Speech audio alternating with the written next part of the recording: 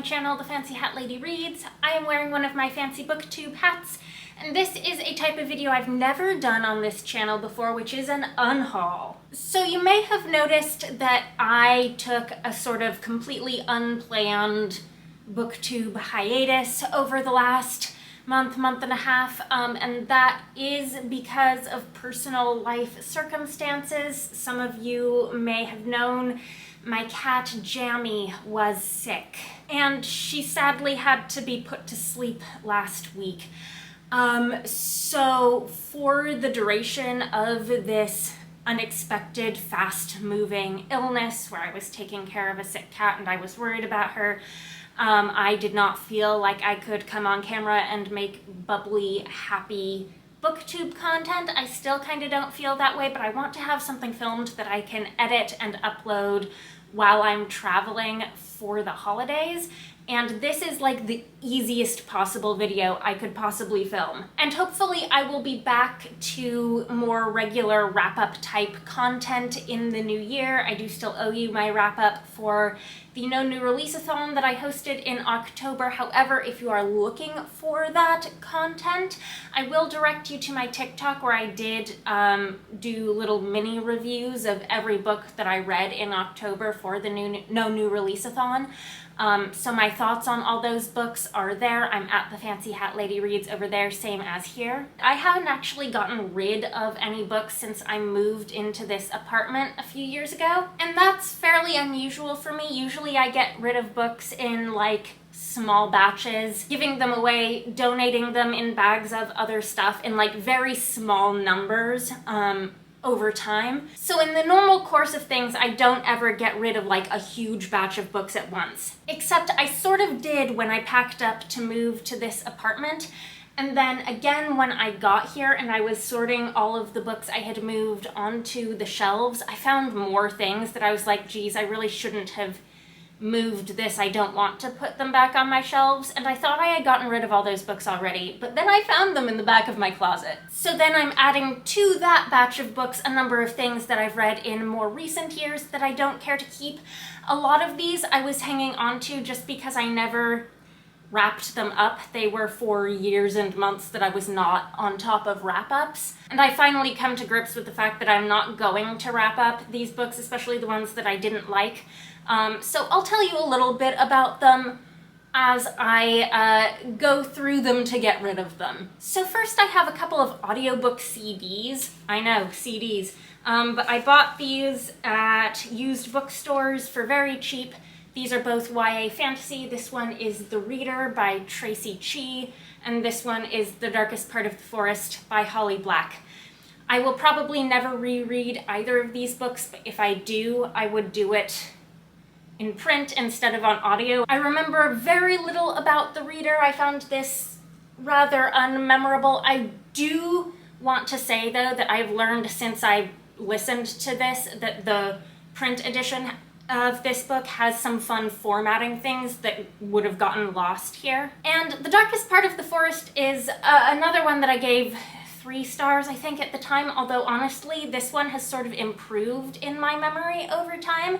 Like, I remember this book, I think, more fondly than The Cruel Prince, which I think I rated higher when I read it. But again, if I ever read this again, I would want to read it in print. Next are a couple of books from my youth that I brought to New York from my dad's house at some point because I thought, these are books from my youth I may want to reread again someday, and I've finally come to the realization that I'm absolutely not going to do that. The first is The Time Traveler's Wife by Audrey Niffenegger. I loved this book when I was a teenager, and it was one of the first like really grown-up adult books I had read and appreciated, and I don't think I would like it anymore if I read it now. I just have this suspicion, and I would rather like keep it as that fond memory in the past. And the second one is this mass market paperback of Asimov's Mysteries, which is a collection of science fiction mystery short stories by Isaac Asimov. I read this, I think, twice in like my teenage years because there was one story in this that I enjoyed so much that I reread the whole collection again just for that one story. However, I remember this collection also contains like one of the most sexist stories I have ever read in my life. And knowing what I know about Asimov now as a person, his treatment of women, I will never read anything by this man again. I do not want to have anything written by this man in my apartment. A couple things I'm getting rid of because they are no longer my genre. Rules of Civility, a historical fiction novel that I read back when I enjoyed like general fiction, especially if it was historical, and I no longer have any interest in this book. And then one that I haven't even read, this book, what's it even called? A Sudden Light by Garth Stein. I picked this up at a used bookstore for $1, like, I don't know, back when I was in college or recently graduated from college and I had no idea what I wanted to read. I had enjoyed The Art of Racing in the Rain by the same author when I was like a freshman in college. Again, I no longer have any interest in that story, and I've already gotten rid of my copy of that book, so I have no idea why I would want to read something else by the same author at this point. It is very rare for me to get rid of a book that I haven't read. The other one on this list that I'm getting rid of that I haven't read is a sequel, because I'm getting rid of books 1 and 2, even though I've only read book 1. Witches of Lichford by Paul Cornell, and its sequel, The Lost Child of Lichford. I read the first book and just found it really unmemorable, and I had already bought both books, but I bought them both used for cheap, and honestly, I just am never going to read the sequel. It's been long enough that I've forgotten everything about book 1, and I didn't love it to begin with. So this is a series I'm giving up on. I have 1 volume of manga here that I'm getting rid of. This is Children of the Whales by Abi Umeda. This has beautiful art, a very interesting concept, but wow, volume 1 got extremely violent very quickly. There is an anime adaptation of this. I don't know if there's more than 1 season at this point, but I watched the first season, and it was just like very violent.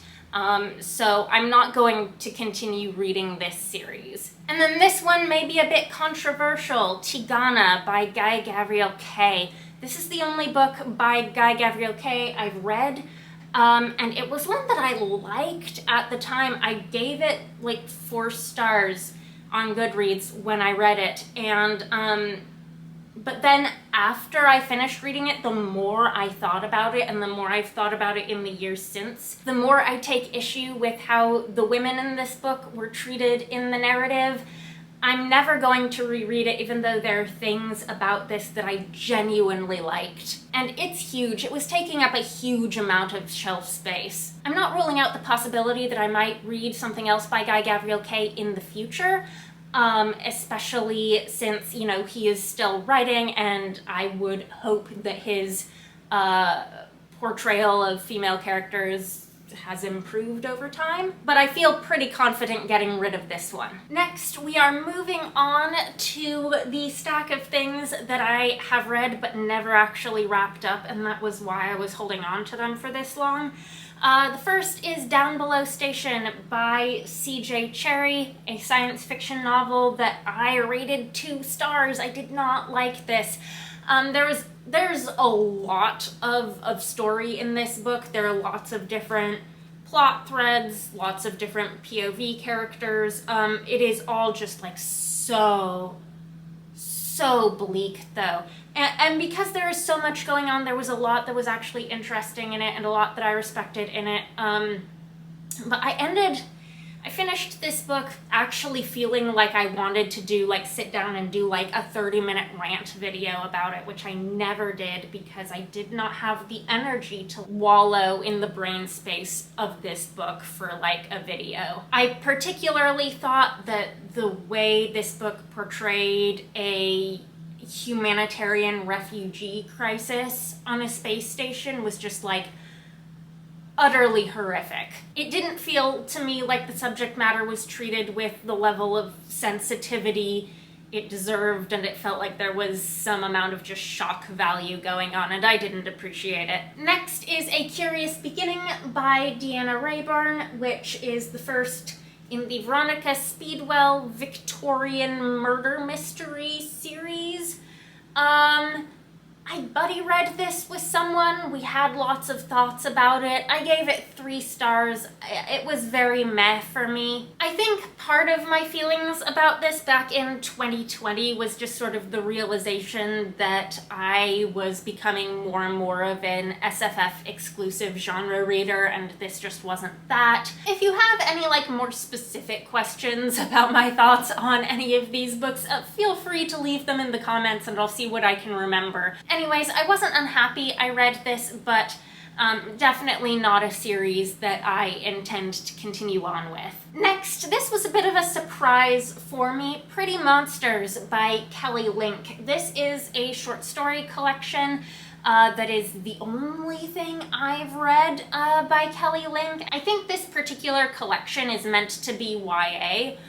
So all of these stories are sort of appropriate for a teenage audience, even though Kelly Link is sort of more generally an adult, speculative, fabulist literary writer. I just don't think any of these stories really stood out to me. And honestly, I was disappointed because I had really expected to like Kelly Link's writing. I think I gave this 3 stars. Next is a kid's book. This is Midnight Magic by Avi. This is one that I picked up from a used bookstore for only $1 because I remembered reading it as a kid and the cover sparked some fond memories, so I wanted to see if it held up.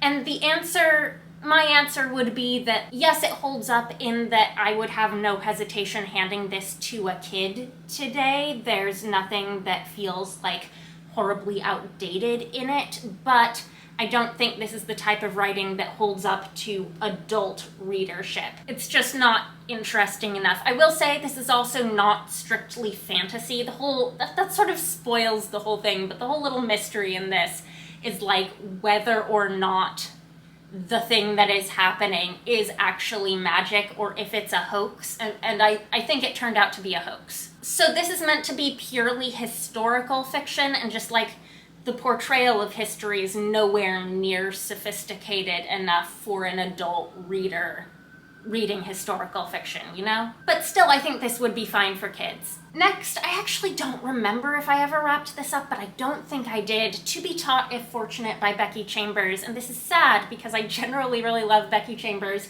and this is the gorgeous UK hardcover with art by, I think it's Alyssa Winans. Yeah, this is Alyssa Winans' art. But I just did not think this was as strong as her other books.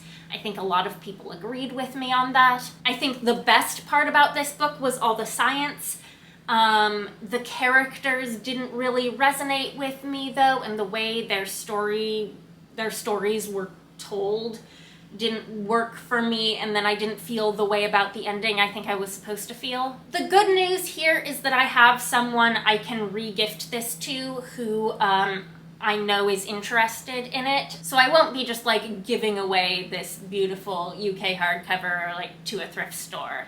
I have someone to give this to. And then the last book I'm getting rid of is one that I read this year, and I believe I have already wrapped it up in a wrap-up video from earlier this year. This is Station Eternity by Mur Lafferty. This remains, I think, my least favorite book I've read so far this year, which was really disappointing for me. I will link that wrap-up if you want to hear all about why I was disappointed in this book. Anyways, that's my big first ever unhaul. Let me know if you enjoyed it. Maybe I'll do an unhaul again someday, who knows. Anyhow, I hope you're having a very nice day.